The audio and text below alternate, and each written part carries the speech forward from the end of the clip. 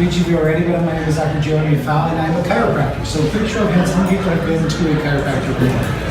Awesome, so more than half the room, that's fantastic. And how many of your kids have been to a chiropractor before? Just a couple, right? So at the end of the night tonight, my goal for you guys is to look very differently about what chiropractic is, because the vast majority of people in chiropractic is really about neck pain and back pain. And today we're going to really dive deep into more of the science behind it and really how chiropractic is really about your brain. It's about brain function. It's about input versus output and how your body regulates itself. So we call this workshop the Perfect Storm. It's my favorite workshop that I have the opportunity to do for the public. We do this every month when school is in session, because it seems like as the school year goes on, there's more and more demand for answers outside of the typical traditional Western medicine model. How do we work with, and how do we start to look differently with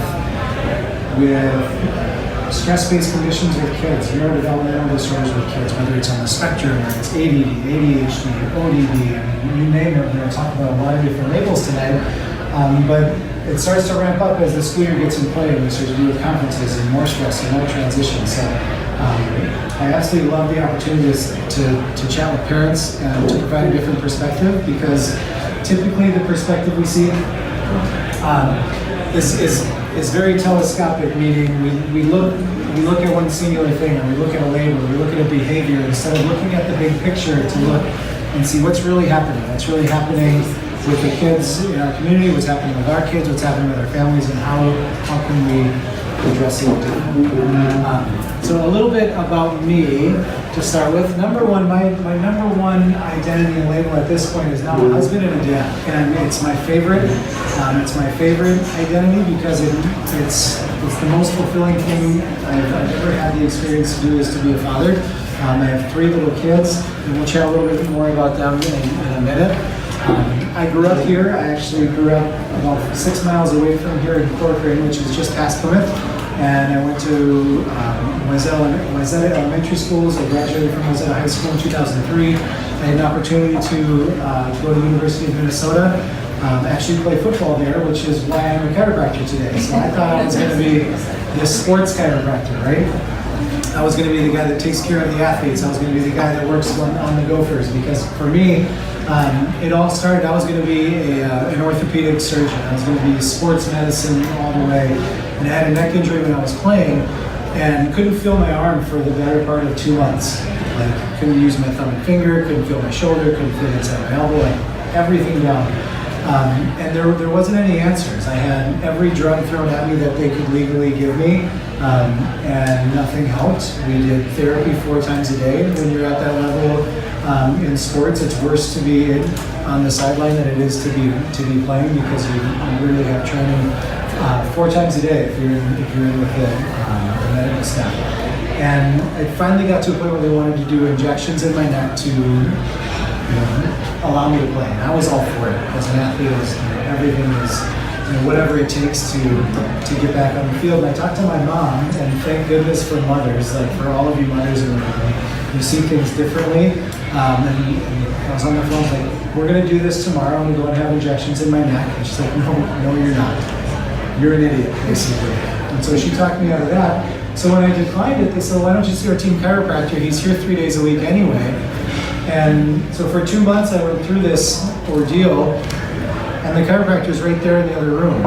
And so literally a week after I had my first adjustment, everything was fine, and I was back playing on the field. So it really started to open my eyes as to there's a different way to look at things. I just didn't know what it was, right? There's a different way that you can work with the human body. There's a different way that you can start to analyze. And at that point, it was treatment. We don't like the word treatment in our office, because it implies that you're working with a specific condition to make it better, and that's really not what we're all about. And you'll see that tonight. But it really opened my eyes. So I started to explore, and that led me to chiropractic school. So I went to Northwestern, which is here in Bloomington, and now at this point I own and operate Experience Wellness Chiropractic with a brilliant team who I'll introduce in a minute, and we're actually an adjunct faculty for the university. So we have students consistently coming through our office. We have one in the back Sheena, she'll be graduating as a doctor in just a month and a half maybe. So yeah, it's one of my passions to teach and share this message and share with students, because like I said, the vast majority of people that have been to chiropractors have no idea what this could mean for your kids or what it means for brain-based conditions, because it's so musculoskeletal and so injury-oriented that you just don't learn it in the school. So it's really my passion to give back and work with students. I'm also a presenting member of the National Wellness Foundation, and that probably means nothing to you guys yet, but this entire presentation is not my own brainchild. This is something that I'm a part of. The National Wellness Foundation is a 501c3. It's a nonprofit organization that literally their only purpose is to spread this message worldwide.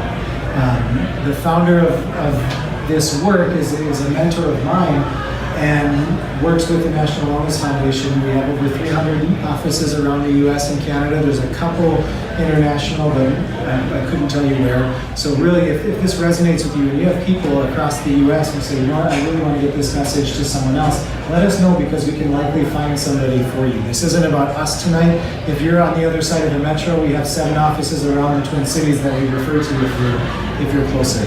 So let us know, and we'll find the exact right place for you or your family, because that's our mission. So we call it the EWC Dream Team. I can't do this all on my own. I'll be quite honest, I can't even set up a workshop and reserve rooms by myself. I'm out here. So I have this brilliant team that works with me, that really supports the vision so that we can serve as many families and as many kids as we possibly can. So from the left, that's obviously me, and then we have Maria. She's our patient care coordinator in the office, literally air traffic controller. She's the one who makes sure the patients are on their care plans and making sure we can schedule and get everyone in when they need to be, and so we can get the results that we get. Dr. Brenna, who's in the back, she's one of our associate doctors, brilliant patient care. And then Dr. Allison as well, she's on the camera tonight, hopefully recording this in brilliant quality so we can use it in the future. So we have 2 associates along with myself, so there's 3 of us. We have a deeply rooted team approach in everything that we do. The last thing I want is for someone to come in and think that I'm the only one that can deliver what we do, because that isn't the case. We really break down every single kid and family that comes into our office, and we care plan together, and we make sure that we're all working with everyone so that we have multiple eyes. It's one of the strengths of our office is that you get 3 sets of eyes and 3 sets of hands working on everyone that comes in. So, my why. So why do I do what I do? How did I get into this style of work? Coming from wanting to be the sports guy, right? Well, what jump-started it was this guy right here. He's my almost 6-year-old son. His name's Emmett. And he went through what's part of the perfect storm that we're going to talk about tonight. Meaning very, very stressful, long labor and delivery, emergency C-section at the end, and then all of the different interventions and things that kind of spiraled from there. We're going to talk about it in detail, but from the moment that he was born, I knew that I needed to be better at what I did. And so I really started to dig deep into the neurology of pediatric care, the neurology and everything that goes along with prenatal care. We work a ton with pregnancy now at this point, because our goal is now to get ahead of the perfect storm so we can really start to see how do we grow healthier kids, as opposed to how do we work to intervene once we start having issues. And again, so much more to dig into that. And then the second time around, my daughter Una, we had a brilliant, amazing, successful natural VBAC delivery. It was very fast and everything was awesome. We were home from the hospital the next day, and believe it or not, this guy didn't sleep through the night for over a year, and she was a brilliant sleeper from like a month in. Right? So there's huge ramifications to what we're talking about tonight across the board. And then my newest little man was born on Christmas Day last year, and to go from the spectrum of a 3-day-long emergency C-section to birth in a birth center, where we were there, and after the birth we were home 4 hours later. So we left our other 2 kids in bed at 9 o'clock. He was born at 12 in the morning Christmas Day, and we were home at 4, and we still had presents from Santa under the tree. So I didn't sleep, but it's an amazing shift when you see the health of kids and how things change when that first interaction to life can happen. So we're going to talk a ton about that tonight. And that's my amazing wife. She's my rock. Luckily, this year was able to stay home with our kids, which is awesome. And really, she's what grounds me. So that's why we do what we do every day, because kids were meant to be healthy, right? I mean, we really think about it. We are designed and programmed to heal. Our bodies are designed and programmed to heal. That's like rule number one in our office, is that our bodies are intelligent and are designed and programmed to heal from the inside out. And what controls that is our nervous system. And so we really are foundational in neurology and how our nervous system works, so that we can enhance the way our bodies are working from the inside out. And they're made to be healthy and happy and highly adaptable, which we'll talk about. I always love and drive to start. This is I love to start with stories, because I can stand up here and tell you guys things all night long, but I love to just sit and go, here's the reality of what we get to do every day. So the one on the left, Mom's name is Michelle, and these are on our Facebook too, so if you want to check those out. But it says, bringing my 9-year-old son in to see Dr. Jeremy is the best thing that we've ever done for him. After suffering a concussion at 6 years old, he started having anxiety, moodiness, poor sleep, shallow breathing. At 9 years old, he developed tics and twitches. Having been treated myself by a variety of chiropractors with varied techniques, we did our homework before bringing our son in. Our treatment is based on comprehensive assessment. Techniques are gentle yet effective. My son has had dramatic improvement in mood, and breathing, quality of sleep since starting care just 3 months ago. We see that he's much more calm, less reactive. He reports just feeling better in his body, and says that he's able to focus much better at school. The next piece is about their older cousin who was dealing with some depression and anxiety. That we were able to find another chiropractor in the town where he goes to college, and he's doing great there as well. The next story is one of my favorite families that we've had an opportunity to work with, because this, as she says at the end, is a mom that literally came in and sat down and said, I don't believe what you're doing. I don't think what you're doing is going to work.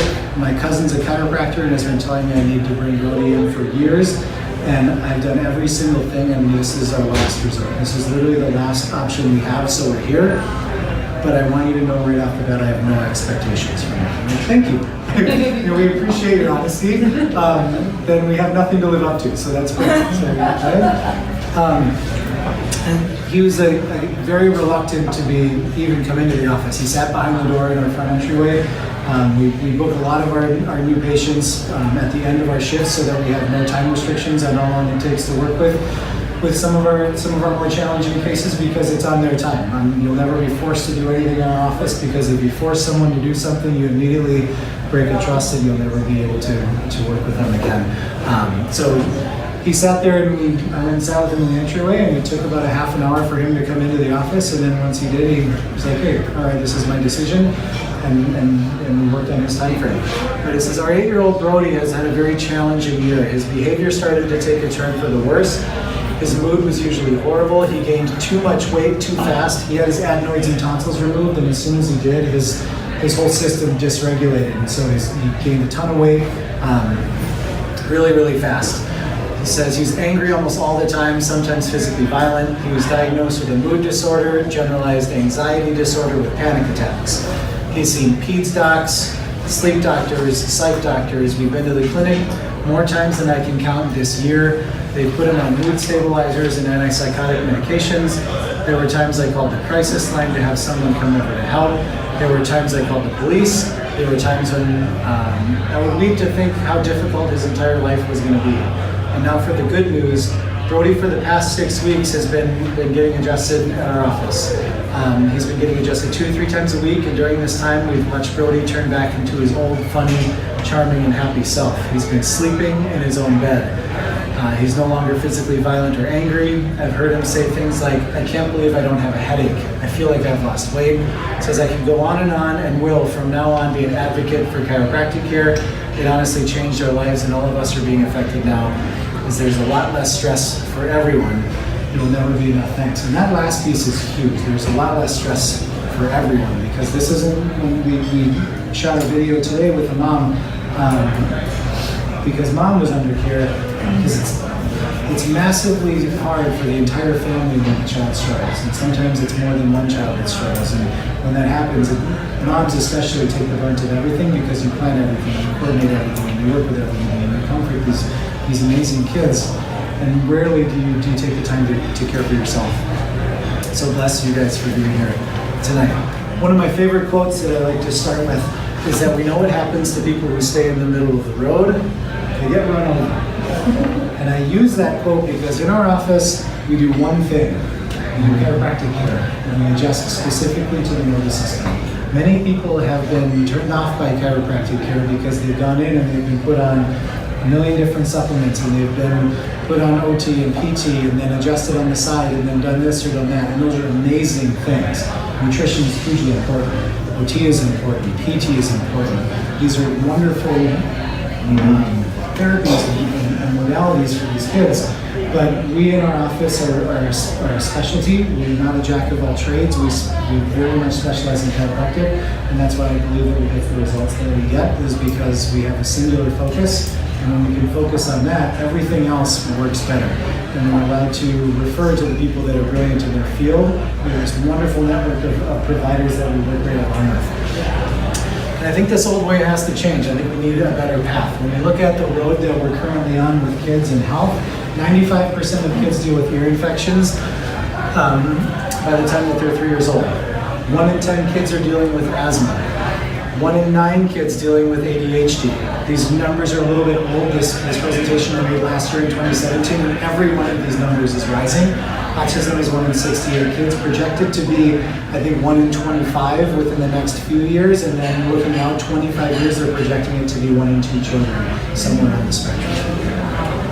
And there's really no answers for what they're going to do about it, right? There's nothing that says, here's what the cause is, here's what the treatment is, here's what this is, because nobody knows.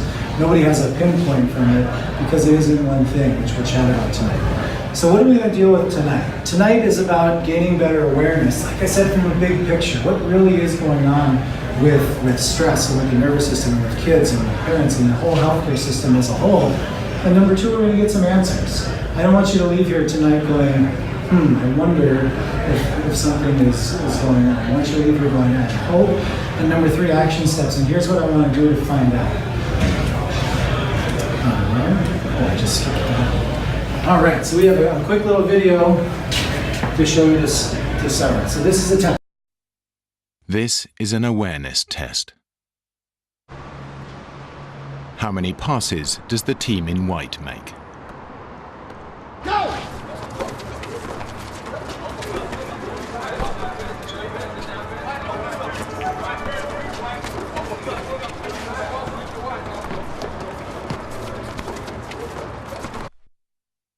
The answer is 13. But did you see the moonwalking bear?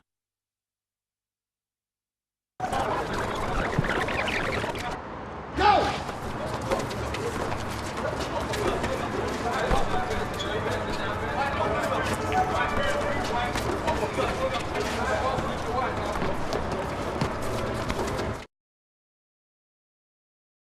Anyone seen that before?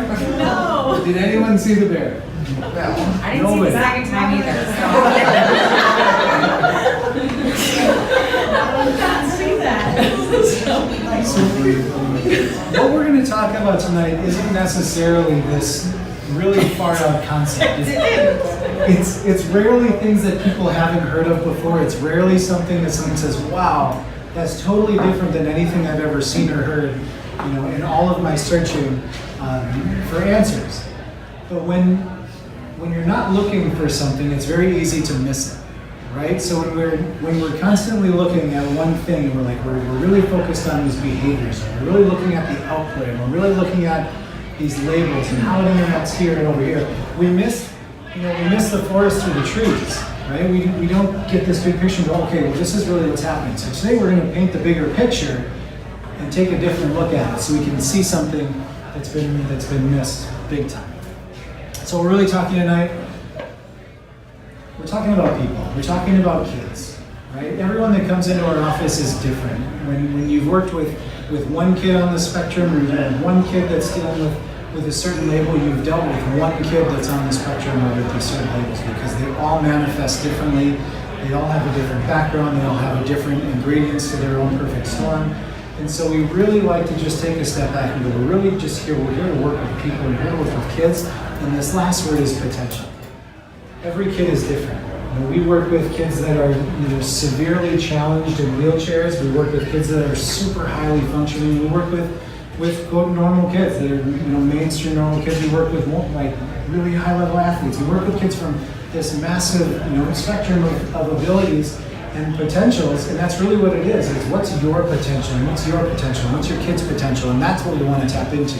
We don't want to say, well, they need to hit this box or they need to hit this box, because that's unfair to them. It's unfair to you guys as parents and families, and it really isn't what we're about, and it really shouldn't be what life is about for these kids either, trying to fit into some box. When their potential can be so much greater in a different area, or maybe they fit wonderfully into that place too. We don't know, but it really isn't up for us to decide. There's a lot of letters. There's ADD, ADHD, ASD, ODD, SPD, EBD, and there's a whole lot more. But underneath it all, we have a whole lot in common. And if we had to give one thing that when we look at these labels and diagnoses, tonight we're going to talk a lot about sensory. We're going to talk a lot about sensory processing. Not sensory processing disorders, but how your brain processes sensory information and how the input might be more important than what the output is. So much is focused on what's the output, what's the behaviors, what's showing up in classrooms, what's showing up, what comes out of their mouth, what happens with their bodies. And we never look and go, well, what's actually going into the brain to begin with? Because it's more than just back and neck pain. So now we're talking about your nervous system. Specifically, we're talking about your central nervous system. And the function of that nervous system is to perceive its environment, right? Every one of us has this brilliant nervous system. You have a brain, you have a spinal cord, you have nerves that come off through every vertebra in your body, down through your skin, through everything, through every organ. And the purpose of your nervous system is to perceive what's happening around you. You're perceiving the chair that you're sitting on, you're perceiving the beverage you're having, you're going to perceive the food, you're hearing, you're seeing. It's all about perception that's coming in. And then from there, it needs to coordinate the behavior of all the cells in your body to have a proper response. So in order for us to be healthy and to have the experience that we think we're going to have, or that we want to have, is that we have to perceive what's happening, and then we have to coordinate a proper response. And that's really the role of our nervous system. And when we look at what's going on so many times with these labels and kids, is that gets messed up. We have a disconnect or disorganization in the way that our brains are perceiving and the way that our brains are pushing out the coordinated response. So we're going to do a quick little pause that can get food divvied out. And then we'll keep chatting. That's by Dr. Bruce Lipton. He's a PhD biologist. He's brilliant. He has a book called The Biology of Belief. If you're readers and you like science and you really like to get into this stuff, it's amazing. So what is the perfect storm? We talked about, well, there's all these ingredients of the storm, that all these kids have different experiences within their own perfect storm. And really what the perfect storm is that our bodies are only made to handle so much stress, right? So we have this, every one of you has this exact sheet on your folder. I think it's on the inside cover. It's called our gas versus brake, chiropractic and the central nervous system. So when we look at it, it's got like an RPM meter for stress.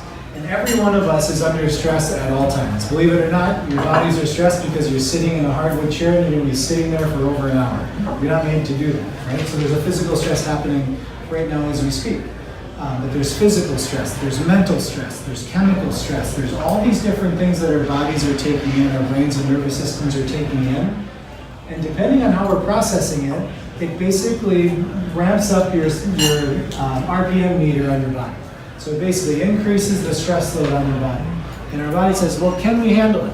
Right? Do we have too much of this gas pedal happening all day long? Too much physical stress, too much mental and emotional stress, too much chemical stress that basically pegs us into this, 7, 8, 9, 10 on what we call the sympathetic part of your nervous system. So sympathetic and parasympathetic are the two different parts of your nervous system, also known as your body's fight or flight response, like adrenaline, fight, flight, survival mode stress response versus brake pedal, rest, digest, healing response over here. So we have these two different responses that we have.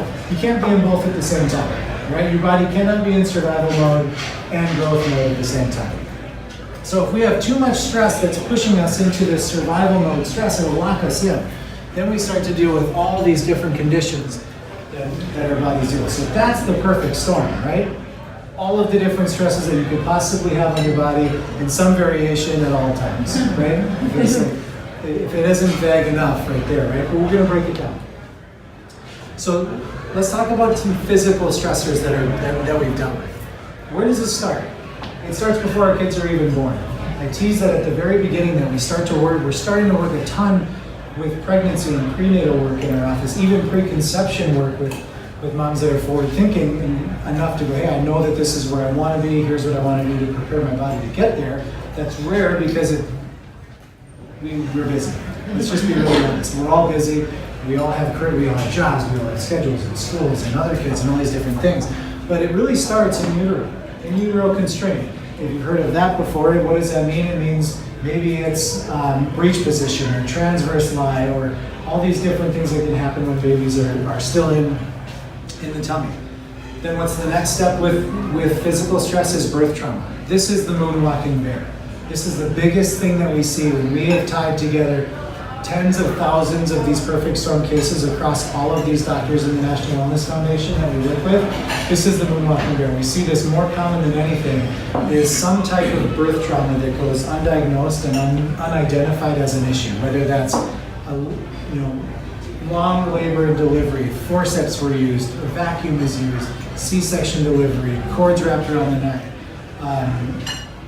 Failure to progress is a diagnosis that they love to give that says, why do we have to use another intervention? So all of these different things become a very, very physical stress for an unborn baby because their job or their ability to handle physical stress is very minimal, right? They're there to be just born, right?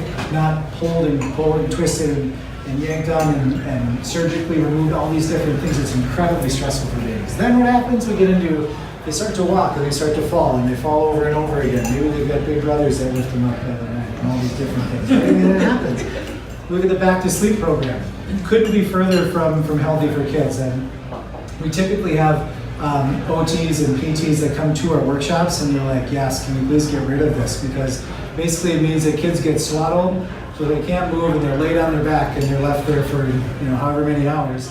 And then all day long, maybe they're in a car seat or maybe they're in some type of swing and it's all these different contraptions and things that are made to make life easier, but really just puts a kid right on their back with all the weight of their head pushing right on them, right? And we deal with flat heads and we deal with all these different things that again need to be medically managed. Car seats, baby Bjorns and bouncy seats. Again, every mom gets these things for their baby showers. But no one tells you, or these things don't come with a warning that says kids shouldn't be in this seat until they are functionally able to hold up their own body weight, right? No, they're just like, hey, look, we can put them on the counter and they can sit up on the counter. And it's loading their spine and it's compressing their nervous system and they don't know what to do or what to say and because they can't, so they're there and it's a stress. Then we deal with chemical stress. Can't get around this one. Nobody can, it's in everything, it's in your foods, it's in the air, it's in the cleaners, like literally it's in everything. There's so much to this, we could spend a whole weekend talking about chemical stress. So we just touch on it tonight, but preservatives and pesticides and processed foods, sugars, grains, dairy-based diets, none of us are designed for that. Like just hands down, if everyone went gluten-free and dairy-free and sugar-free, we'd all be healthier. Some people can handle it better than others and don't have an issue, but just across the board, we'd all be better off.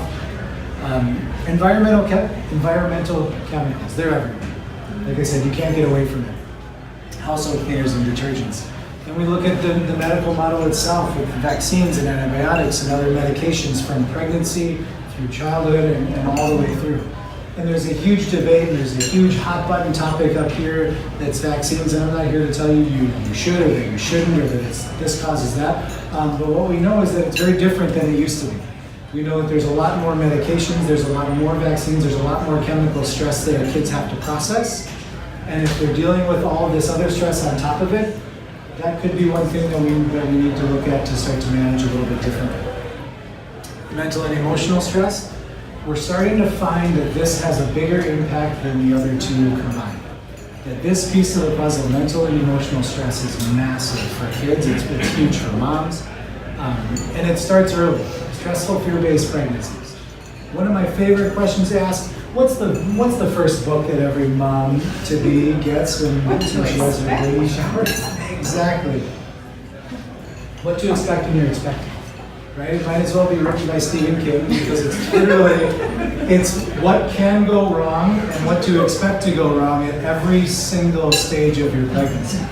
So it's immediately wiring you to think that something's wrong. What's wrong? What could be wrong? You have to watch for this, and it's stressful. And as soon as you start to hardwire in stress, guess who shares a nervous system with mom? An unborn baby, right? So the more stress that a pregnant mother experiences, the more stressful experience the baby is growing into. Then we get to stressful forced emergency deliveries, more interventions. You know, the first intervention leads to the second intervention, leads to the third intervention. You know that, proven out by research that as soon as you get an epidural, or as soon as you start the infection process, your chances of the next intervention go way up. And then the next intervention, the chances go way up. And so as soon as we start that cascade, and I don't think it's any mom's fault. Like, I have yet to meet a mother that doesn't want the absolute best for their unborn child, for their child. And I don't even think it's the provider's fault, because they're just doing what they think is best to make sure that they end up with a safe, healthy baby, right? It's an entire system that has completely gone away from what's best big picture for a community of mothers, and what's best big picture for long-term health for babies, because it never gets studied. Right? No one studies and says, let's take all of these interventions and look long-term over the course of your life to say, wait, we have a healthy baby, we're good. You get a baby to take home. So I think it's just a time for us to step back and go, what are these general, big picture trends with the health of the kids, and then look back to this whole side of it. We look at stays in the NICU. Very stressful. I mean, all of a sudden baby's whisked away from mom, and it's an uncomfortable situation with voices that are weird, lights that are on in your face, noises that are beeping, and it's non-comforting. It's the exact opposite of what they should be experiencing. Then we have a fast-paced, high-stress life, and it's getting faster paced and higher stress every single day. And kids get labeled, they get diagnosed. Then comes the interactions with other kids, right? There's bullying, now it's cyberbullying. There's so many more layers to this mental and emotional piece that I think we're just starting to scratch the surface on. It's massive. Side note, we were just at a seminar conference out in San Diego with one of the lead researchers on chiropractic and the brain, and they found that mental stress destabilized all of the muscles in your spine. So when you're experiencing mental and emotional stress, it actually downregulates or starts to misfire all the little muscles that hold your spine together. So not so important for babies, but for parents and for adults and for kids. Like, why do we have so many issues with our nervous system? Because when we start to get mental and we start to get emotional stress, all of a sudden our entire body starts to shut down. And they're actually starting to prove that with research and how it affects your brain, which is just fascinating. So there's so much out there that's coming. Now here comes the big S word. So of all of you who've been to a chiropractor before, how many people know what the word subluxation means? Nobody, right? Nobody, because half the chiropractors in our community don't know what subluxation means, because the schools aren't really teaching it. Like I said, they're not teaching the neurology behind what we do. Subluxation, when we really get down to it, I want you to think stress is stuck on. But a subluxation is a misalignment or inability of the spine to move in its proper motion, which starts to affect the way that your nervous system is firing.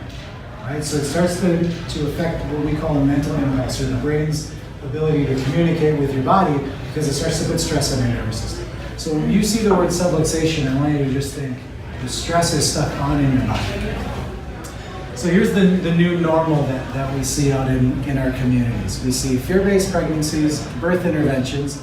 Then we go into colic and poor sleep, which really there isn't an answer to. If you talk to your pediatrician, it says they'll grow out of it. It usually takes 3 to 4 months. Maybe you can have some gripe water and help calm their digestive system. They'll rarely even tell you to stop having dairy. If you're nursing, or maybe they'll tell you not to nurse altogether. You need to go to formula, right? There's just like, oh, geez. all these different conflicting things that are out there from pediatricians and from different holistic practitioners. Then we have difficulty nursing.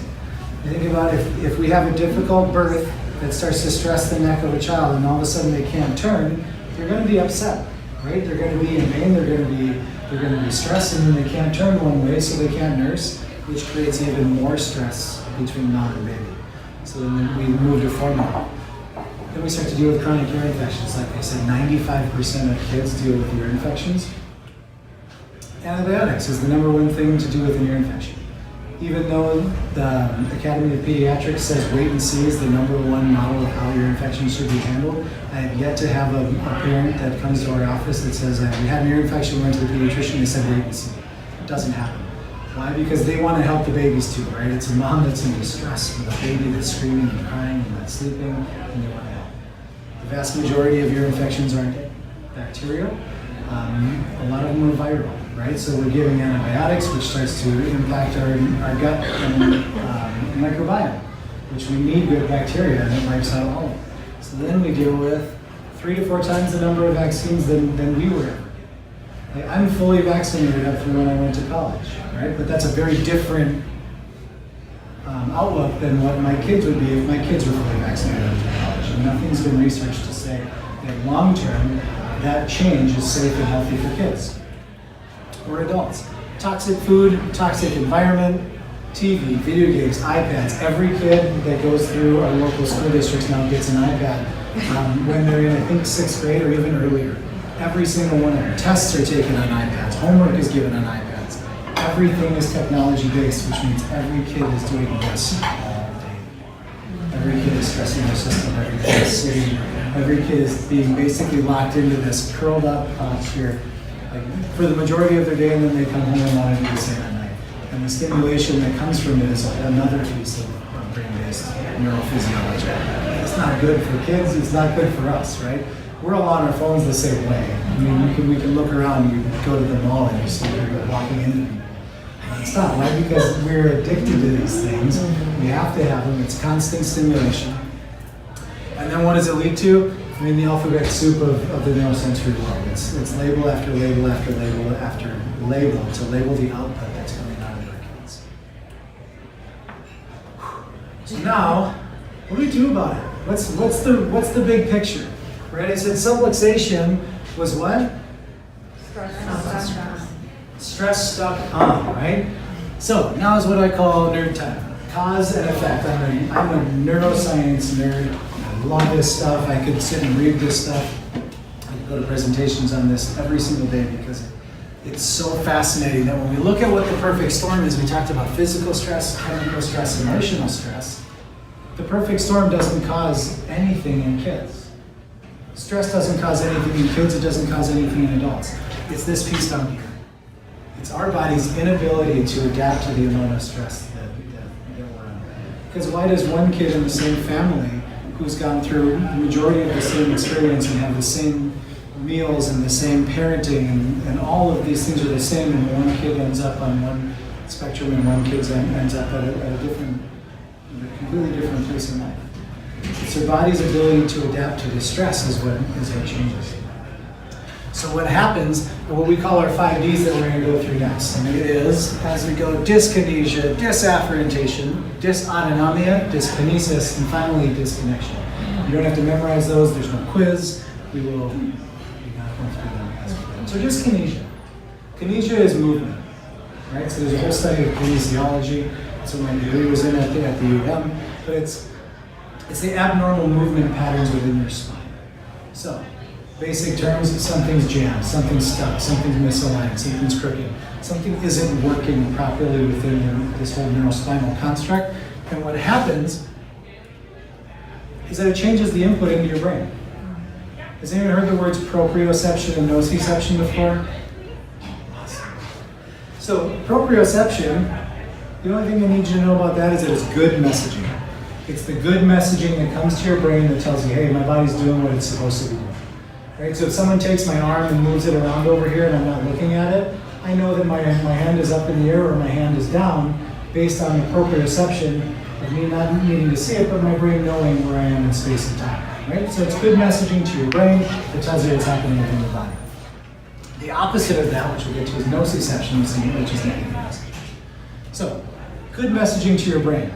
Here's the key. 60% of all proprioception in your body comes from your spine. So every joint in your entire body, we're talking toes, feet, ankles, knees, hips, fingers, all of these things, 60% of all the proprioception, all of the good messaging to your brain comes from your spine. 33% comes from the top 3 vertebrae in your spine. Why do you think that might be? What does your spine do? It has 2 jobs. One, it holds you upright, right? Keeps you upright from gravity. So number 1, your spine keeps you upright. What does it protect? Your spinal cord, right? The lifeline for you resides within your spine. So your brain is very, very, very interested in knowing what's going on within your spine itself and how things are moving and where you're positioned. Enough that 33% goes right here because your brainstem, which is an extension of your brain, sits all the way down to about here. So you have all of this information that's coming from right up here in your spine. So remember that when we move forward, because, and I'm super happy we got to this before the food came tonight, so if you're squeamish, this is a video of a live cesarean section with a vacuum-assisted delivery. So, don't watch if you're squeamish. It really isn't. I've never had anyone pass out. It's really not too terrible, but I do like to give you fair warning. Irritated.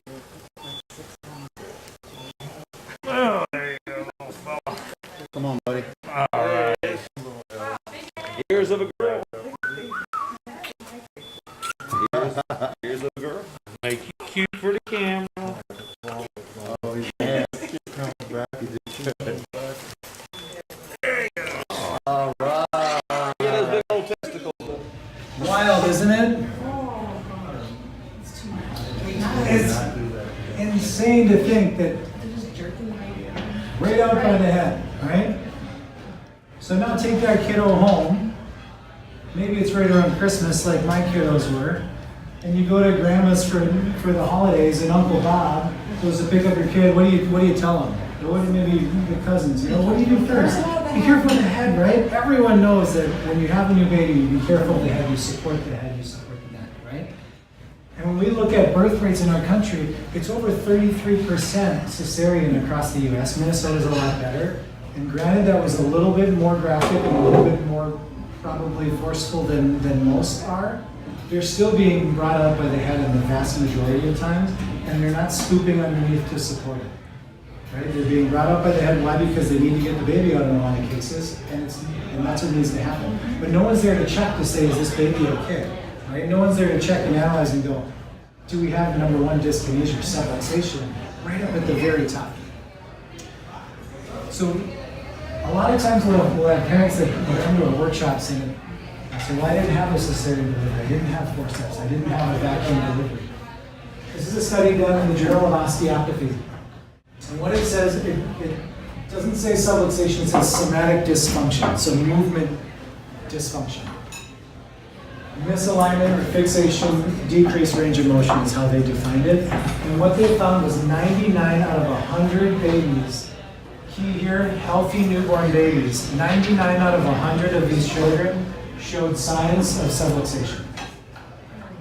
So 99% of kids show signs of subluxation, misalignment, malpositioning, decreased range of motion, and the vast majority of children don't check for subluxation. The vast majority of children never see a chiropractor until late in life, where I think right now, I think the at best estimates, chiropractors serve like 2 to 3% of the population. Right? So we have this huge population of people walking around subluxated. So what does that mean when we have dyskinesia? Dyskinesia leads to what we call disafferentation, meaning we have abnormal movement patterns, which changes to abnormal sensory input into your brain. So afferentation means messages going into your brain. Right? So we have proprioception, which are good messages. They travel on what's called afferent pathways. So basically they're saying, what's going into your brain? So when something doesn't move right, it changes the way the input goes into your brain. So, how many senses do we have? Key, it's up here. But most people think we've got 5 senses, right? If we split up a couple on the I bottom, thought we there can was get to 8. 8 though, because of the one like knowing like if you're hungry. It's like knowing your inner. I don't know. I was reading on it. We'll say 8. I'll change it. Okay, no, you're fine. Most people think we have 5, right? Sight, sound, taste, touch, hear. We actually have 2 movement senses as well. And if we say there's an internal, vagal tone sense, I'll be able to. It's your psychology, like knowing you're hungry and stuff. There's probably more than that we can really get to uncover. But there's 2 senses. There's proprioception and nociception, which are movement patterns. Then we have this balance and coordination of vestibular senses. I have another cool video that's put out by an OT group next to kind of talk through some of this. Some kids are really bouncy and can't sit still. Some kids aren't very coordinated. Some see food as a pile of toxic goo that hurts their mouth and jangles their taste buds. School might be a mysterious place where things don't make much sense. If it sounds like you may have sensory processing disorder, and we're going to explain it here. Your body has 7 senses: vision in your eyes, hearing in your ears, touch in your skin, taste in your mouth, and smell in your nose. And you have 2 movement senses: your muscles and your sense of balance. In sensory processing disorder, these senses don't communicate right with your brain. Think of the nerves connecting your brain and senses as a set of roads. Those roads should be smooth superhighways so that the senses and brain can communicate fast. If you have sensory processing disorder, then some of your roads are bumpy and rough. You can also think of the senses as having a broken volume control. If the volume is too high, you will feel your senses too strongly. If the volume is too low, you won't feel sensation at all. In fact, you'll want more. Some kids overcome these problems as they grow older. Others need help. Help is usually occupational therapy, and it's fun.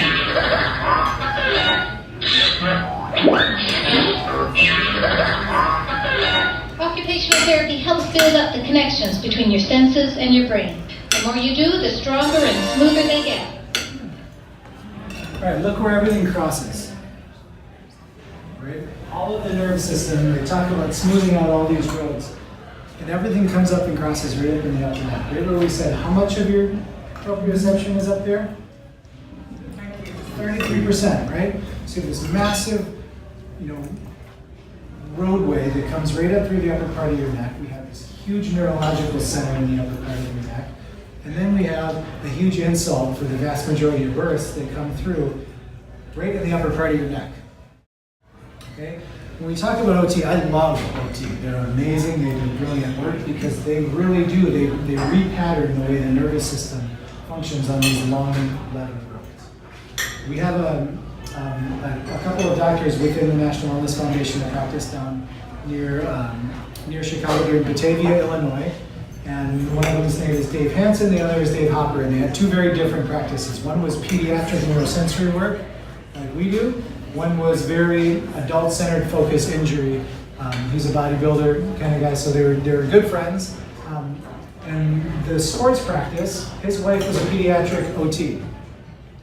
She got to the point where she would not take on a new child as a client unless they were seeing their friend Dave over here and going through a care plan, because every one of her kids that saw Dave as a pediatric chiropractor first, less than a third of the time was needed to progress to the same point. Because when your neural pathways are open and your brain can communicate properly with what's coming in and what's going out, you repattern that much faster. She found that all of her kids were plateauing at a certain point, except for the kids that were seeing the other Dr. Dave.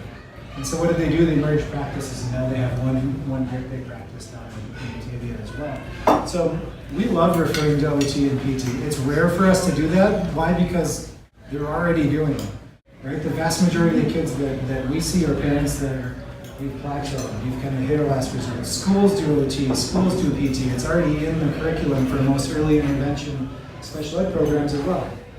My wife, who you saw the picture of, that was her job. She was in early childhood special education. So she worked with 3 to 5-year-olds, early intervention. So one of the stories you'll see at the end of tonight came directly from her. But it's a sad model that we live in that sense, because they're not allowed to refer directly to anyone outside of their school or outside of their network without the school being liable to pay for it. So she couldn't even refer people, into our network around the cities directly. It'd be like this: hey, will you make sure that someone gets this card and gets to her, and then we can say, did you get that card? You should maybe go to that workshop. It's hard. It's so hard for parents, because you're not always getting a straight answer, because it isn't always up to you, and it's there's other agendas and there's other things that are out there influencing everything that we get. So dysautonomia comes next. So we've got dyskinesia, which is abnormal movement. We've got disafferentation, which is abnormal input to the brain. Right? So something doesn't move right, the messages to the brain aren't right, and so that means that what comes out of the brain isn't right either. So autonomics, you have this chart, I believe, on your folder as well. So we call our autonomic or ANS nerve chart. It says, what's all the different areas of our nervous system? What do they control? What do they do? And if you look, I think it's on the very back page. The whole thing back. Oh, the back. Yep, the whole back of the back of the thing. That one. Yep, there it is. So if we just start going through the very top box on there, what do you start to see? You start to see all the neurosensory labels. You start to see all the neurosensory challenges that come out of the very upper part of our head. So when we look at the imbalance of what comes out of our brain, typically it's a response to what's coming in. So the autonomic nervous system controls organs, it controls glands, it controls blood vessels, it controls all these other major systems, your immune system, your digestive system, your endocrine system, so all of your hormones, all of it's controlled by the autonomics of your nervous system. So we see a lot of kids in our office that have these labels over here, but they also are really small, or they're really big, right? Because their systems are so dysregulated that maybe their digestive system isn't working very well. Maybe their immune systems are challenged. So it's not just one thing that we're working within the perfect on. I put this slide up, and we're not going to go too in depth into it, but it's the neurology of stress. So how does all this stress stuff influence our system at a deeper level? Well, a stimulus gets engaged by our nervous system. That sympathetic system engages, which is the gas pedal, which is our body's fight or flight response. It directly influences the internal functions of our body via the disafferentation and dysautonomy that we just talked about. And then our adrenals, which are our stress organs, start to produce more hormones. Nociception is the bad messaging to the brain, then reaches your central nervous system, goes to the amygdala, the hippocampus, and the frontal cortex. What do those do? Stress and anxiety centers, learning centers, and the cognitive behavior, personality expression, decision making, and moderating of social behavior. People always ask when we read that very first testimonial, or the second one on that right away, how do you affect mood disorders, right? Generalized panic attacks and anxiety disorders. Why is that a thing that can be influenced through specific chiropractic care? This is why. Because those impulses reach different levels of your brain and start to cause misfiring all the way up to the highest centers of your brain. So then what happens? Well, then it continues down through what's called the HPA axis, which is hypothalamus, pituitary, and adrenals. And it becomes this cycle of stress, right? It goes up into the brain, and the brain fires and sends it back down. And then we have more stress. And so it just keeps producing more and more stress with these kids, which is why they get tighter and tighter and tighter and tighter and more, and basically spiral. So then what happens? What happens in Vegas does not stay in Vegas, right? So the vagus nerve is a cranial nerve that comes off the base of your skull, or comes out of the base of your skull, and it provides all this autonomic input into all of the visceral organs in your body. So when we talk about autonomics, we can't not at least mention this one nerve that comes out right up here and does all of these things. It's involved in social and emotional regulation. It's involved in speech and communication, sensory regulation, calming and relaxation, slowing down respiration and cardiac systems, so heart rate and breathing, digestive motility and relaxation, so moving food through your system, and immune boosting and anti-inflammatory, so huge implications into your body's immune system. That's all regulated via your vagus nerve, which comes out of right here and goes down and runs back up power to your whole system. So in pediatric neurodevelopment, this quote, if you take nothing away from tonight other than this, take this quote away, is that you cannot be in growth and protection at the same time. So kids cannot be sitting in class and be in growth and development and learning mode if they're stuck in survival mode. It doesn't work. Our brains can't take in both parts of that input, and it can't take as well. So like I said, a lot of the kids that we work with are low on the growth chart, and they're dealing with significant immune challenges and chronic issues with they're always sick. They've got significant digestive issues. We see these kids deal with more food sensitivities than kids that are on the spectrum are dealing with these labels. Why? Because the dysautonomia of our entire system doesn't regulate, and all those other systems don't work as well as they should. So what's the next D? Dyskinesis. And this is the one that says abnormal output of energy. Right? So we've got misalignments, malfunctions in our spine, which changes the input into our brain, which changes the output from our brain, which then changes the energy patterns that actually come all the way out through the muscles of the body. So dyskinesis is defined as a reversible, keyword reversible, physiological state consisting of unnoticed, misdirected, neurophysical reactions to various agents, meaning like your body's outputting energy. So these kids that can't sit still, they constantly have a foot going. We have just outputs of, maybe it's vocal, maybe it's things like Tourette's, or maybe it's, you can't control our bodies. We see so many kids now that have bad spatial awareness, like where everybody run into things, they're falling all the time. They just they don't know what's going on socially. They hug kids, they grab kids, they squeeze kids, they're too rough. They just can't quite figure out this energy pattern that's going through their system. That's what dyskinesis is. It's errors in the energy output and organization from the bodies. So what does this look like? So now we talk all about all these different things, all these Ds, right? But what does it actually look like? We have a neurologic scanning system in our office that actually allows us to see what does dyskinesis look like? What does the energy output in our bodies actually look like? So what do? We take what's called an SEMG, which is electromyography, which is sensors that measure electrical output on your muscles. And we start at the top of the spine, and we work all the way down, and we measure the electrical output on all of the muscle systems that hold your spine together.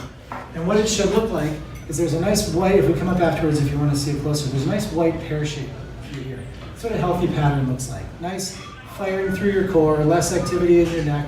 So if we looked over here, all of these bars should be a nice white pear shape. So this little guy, his name was Dylan, his mom came to one of our workshops and she sat in the back corner by herself, and she sat there by herself after the workshop for about 40 minutes. She didn't want to ask questions, she just wanted to sit and process information. She's like, I feel like you're talking about my kid. So she brought him in and we had him scanned, and this is what his scans look like. He was what we call a raging bull connector, meaning can't control his energy, can't focus in school, bull in a china shop, like just everywhere, his energy's everywhere. It's funny because we tell the story now after the fact, but I used to have kind of like some sports stuff in the office. I used to have some footballs that were out. And because of this little dude, they're no longer there. Like he would pick them up and everything we did for him. And he's an awesome kid, but he just literally could not control the energy in his system. When you look at all three of these, we have a pattern, a symmetry, and a total energy number that all should be at 100. And the big picture for him is total energy. If it should be at 100, his was at 298. So the dyskinesis, that total energy says how much extra energy is being off-put through the system. Almost 200% more energy than should be is just being kind of blown out of his system. If you look at patterns, how well does his pattern match? It was at 64%. His symmetry of muscle balance from side to side was at 67%. So we're looking at just a massively disorganized system. And a month later, this is what he looked like. So what do we see? Significant reduction in energy. For you guys, significant reduction in colors. White is a normal range. His total energy went down to 147. So is he perfect? Not by any means, right? But he's really moving in the right direction. Significant reduction in energy output. He's able to focus. His mom sends me pictures of him studying at home. Like this wasn't real life for us a year ago. So it's really, really fun to see that his body did this, right? We put in specific adjustments to start to enhance his body's ability to heal, but we don't put anything into it. There's no medications involved on our end, right? It's an adjustment that says, how do we restore normal? One of my favorite things to say is that normal is brilliant, right? We're led to believe that normal is this like common average kind of thing, and that's not what normal is. If we had normal function, if every one of us had just normal brain nerve function, we would all be functioning brilliantly, because in that sense, normal is amazing. It's what we want. We simply want our nervous system to function the way it was designed and programmed to, and we'll have creativity, and we'll have this brilliant expression of life and energy that we're supposed to have. It's when we have interference of that normal energy and normal nerve impulses in our body that we start to have so many issues. So many moms come and say, you're never going to get my kid to sit still. They're not going to sit still for your scans. They're not going to lay on the table. And one of the things that we specialize in is making kids comfortable in our office. This little girl, her name was Brooklyn. She had so much sensory overload that you couldn't come up behind her and you could put a hand near her, even if she couldn't see you. She could feel your energy and would swat you away. It took a month for us to even get an adjustment with her, because it was like, how do we just get her comfortable with the office? And that's how we have adjusted her. That's how we adjusted her for the first 4 months of care in our office. And we have her scans coming up next, because her story is amazing. Some of you may be here tonight because you saw her parents' testimonial that we use as promotion for our workshops, because it's just amazing. Or we have, parents are involved. You get under the table with a book so the kids will sit and look down and read with you, because healing is, it takes a community. It really does. It takes a village, and we wholeheartedly buy into that piece of it. So these are Brooklyn scans that we talk about. This one's a little bit different. So the first one measured muscle energy and dysphonesis. This one measures dysautonomia. So this one's thermal reading, so temperature. We have a rolling thermal device that goes from the base of your spine all the way to the top and takes tens of thousands of temperature readings all the way up and says, is your body able to regulate temperature? If your body can't regulate temperature, it can't regulate blood flow, because your skin is basically what it's measuring, which is blood flow to your skin. And so if we have imbalance in the body's ability to regulate temperature, by a matter of 2 degrees difference in this much space, we know that the output the input is off. Our body's ability to simply regulate is not happening the way that it should be. So what happened with Brooklyn, the girl who was sitting with Dr. Brent on the floor? She came in, she was completely nonverbal, she didn't make eye contact, sensory overload, couldn't put her hair up in a ponytail. This was May to September, so this was, I think, five or 6 months. And what happened? She's making eye contact. Dad comes in, Dad's a bartender, and she was constantly coming into the restaurant. And now she comes in and she goes up to people and waves and makes eye contact and says hi as she's coming in to see her dad. Which the other case was mom's holding her, no eye contact, sensory overload, can't process what's going on. She's engaging, she's talking a ton, she's saying the alphabet. We have a farm room in the office, which you see, and there's animals everywhere, and she can say the names of all the animals, which is amazing. She got out of her, she had leg braces on, she was out of her leg braces within a month. So she no longer needed that stability and ankle support for her to simply get around. So what do we do, right? Number one thing is to get scanned. And I'll be very honest with you, I don't know if we can help you. So if you're thinking tonight, like, is this the answer for my kid? I don't know. We always start with a conversation. We start with a set of what we call our neurologic scans. And we have a third one that we didn't show tonight called heart rate variability, which measures where you sit on the scale of fight or flight, rest, and digest. So it measures different patterns within your heart rate to see what your active stress response is. So we start everything with a conversation of, let's get scanned, let's find out if we're the right place for you. Because the honest answer is, I don't know if this case is right for us, but we're going to find out. That's what I'd like to say. I don't know, but I'd love to find out. Number two, let's start to increase their body's ability to adapt. What does that mean? Number one, if we find out that their scans look like those, we start a protocol of getting adjusted, and then we look at what does it mean to support their system, whether it's sleep, whether it's movement patterns, whether it's OT, whether we need to make different referrals. Number three, start to inventory your stress. This is what you get to go home tonight with and go, all right, let's look at what are those 3 T's that we talked about. traumas and toxins and thoughts, or mental and emotional stress, chemical stress, physical stress. Where are we at on all three of these? Do we know that screen time is a massive thing that we need to start to dial back? Don't ever go cold turkey on most of this stuff unless you want to make enemies with the kids that you're trying to help, right? I never tell kids you can't eat these certain things as soon as they start here in our office. Why? Because that's not the most important thing to us. It's exactly what they're eating in this nutrition plan or this exercise plan. It's really about how do we start to inventory all this different stress that they're under, and how do we start to input, better things. So how do we input different foods that might help? How do we input different, movement patterns and games that we can play versus saying we're just gonna, okay, we know TV's bad, it's out. We know the iPad's bad, it's out. We don't like to do that because it's too much. You get too much resistance, and it's really about how to work with these things. And then start to say, how do we start to change it? What do we really start to do and work together on this? This is this little guy's name is Adriel. He's the one that was referred in by my wife, and it was through a different network. Because like I said, she can't send him directly to us, so it was brought to Mom's attention that she might want to get him checked. And they're a non-English speaking family. And when Mom was in labor with Adriel, she went to the hospital, and she was literally having birth when she walked in, and they weren't ready for her, so they pushed him back in. Yeah, that's a real thing. And I start to hear this when I say this story. We start to hear moms go, "That happened to me. This happened." Like they weren't ready, so they pushed his head back up, which was massive compression on his neck, and then he was born purple.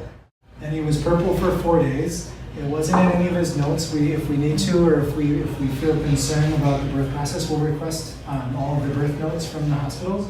And nothing was in his birth notes. Everything said he was born with the APGAR score that said he was bluish, and then everything was fine when he was released. So I think being non-English speaking, they were basically just kind of pushed through the system. And so the lady in the background is his interpreter. It was about a 2-hour appointment because good luck talking about subluxation when most people that come here that are very fluent in what we speak still don't understand, right? But it became very, nervous system controls this. If we have interference, that's not good. So I have videos to show you of Mr. Adriel. So Adriel couldn't walk. He was 3 years old, he couldn't walk. I want you to pay close attention to his left leg. It's severely rotated in. He had a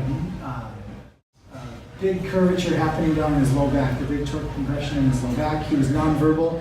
The only thing he said was "see" or "no." You'll hear him in here going, "No, no, no, no, no," as Mom's walking with him because she's holding him up. And so look at the rigidity in his body as he's walking.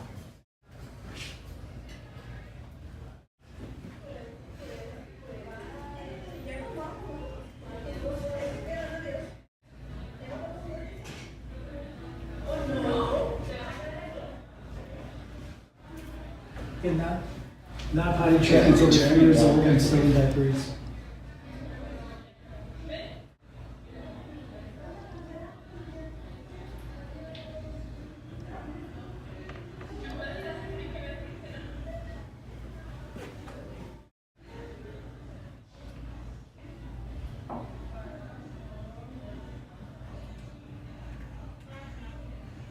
And here's a month later, after just 12 visits. Can you walk? Notice his left leg immediately, 15 degrees on. He's got good stability. He can throw a ball while he's walking and balancing. And again, is he perfect? No, not by any means. But so happy, and Mom's so happy. He's on his way. This little guy is he's doing amazing things. These are his scans. So the ones on the left, and what you'll notice, almost a 5-degree difference in temperature at the base of the skull from side to side. So he had significant compression subluxation that was inhibiting his body's ability to communicate. We had all these things. We don't do every single segment on a lot of these kids on the EMG because they just can't sit still. But when you look at these numbers, they should be below 10. The highest ones should be 10. These are 49, 44, 44, 42. Up in the upper neck is 46. So literally from what should be in the upper neck, maybe a 4 on the millivolt reading, it's 46. So 10 times more energy just locked into this kid's neurospinal system, and he just starts to release. You start to see this mid-back stuff release, this upper neck starts to release. We're moving into a good pattern, so his body starts to regulate the energy that's coming up. It's holding up his spine. On the bottom, we'll see this huge imbalance. It immediately releases. His body can regulate immediately within a month of being adjusted. All of a sudden, his system can regulate and start to heal. So the next videos, I have 2 at once. This is him 3 months later in the summer, running around playing soccer with his big brothers on the streets. The coordination is incredible. He's running, stopping, starting, kicking. So like I said, normal is brilliant. Like that's the picture, is that normal is brilliant. Is that when he starts the process normally, these kids, they're so resilient. Kids are made to be healthy, they respond so fast. So what do we do now? Let's say get your family checked. There's typically 2 categories of people that come to our workshop. The first category says, this sounds like me. This sounds like we want our kids checked, we want to get them scanned, let's find out if it's right for you. If that's the case, that's what we want to do for you. We have a great opportunity. Typically it's $125 to come into our office and go through all of this, which most people say is incredibly low to begin with. We knock $50 off of that if you let us know on schedule tonight. You don't have to pay tonight, we don't collect any money tonight. Just get on the schedule so that we know you're committed, and it's only $75 to come in.